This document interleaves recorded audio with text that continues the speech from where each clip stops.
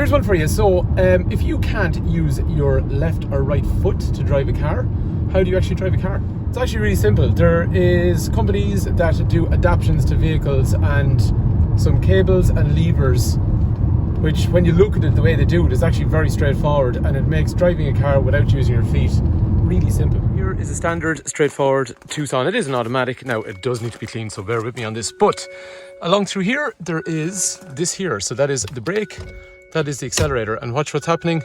I pull, see the way accelerator's going down, I brake, and the brake pedals go down. So you can see there's some cables and levers. So if I push forward to press the brake, if I pull it away, it's pulling the accelerator. So pull, brake.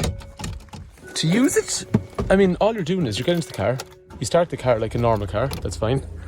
It's an automatic, so you select gears in terms of, okay, what you would need to do, and it's hard to do with a phone, right? But what I would do is push down on the brake and then reverse, neutral, drive, neutral, reverse, park.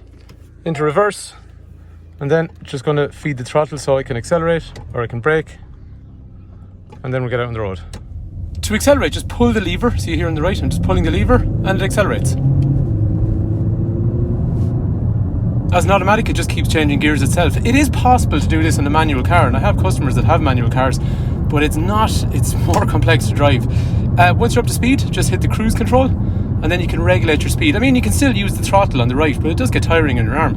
So most cars have cruise control now, so just use your cruise control to regulate your speed once you're up and running at a fairly consistent speed. Regulating your speed using cruise control is pretty straightforward. If you want to add a few kilometers per hour, just dab upwards on the plus, or similarly, if you want to lose a few kilometers an hour, just dab downwards on the minus tab. Once you come up to a junction, then onto the lever, and you start pushing forward to engage the brake. It takes a while before your dexterity improves. Anyone, if they were using their feet driving, it'd be the same thing. It's no different when you're using your hands. It just takes a while before your brain starts to react in a more kind of smooth fashion, I guess. Once you come up to a junction, then in an automatic, you'd keep your hand on the brake in this case, and once you have a clear path, pull backwards, and the car will just accelerate. And it's very simple and straightforward. And actually, do you know what?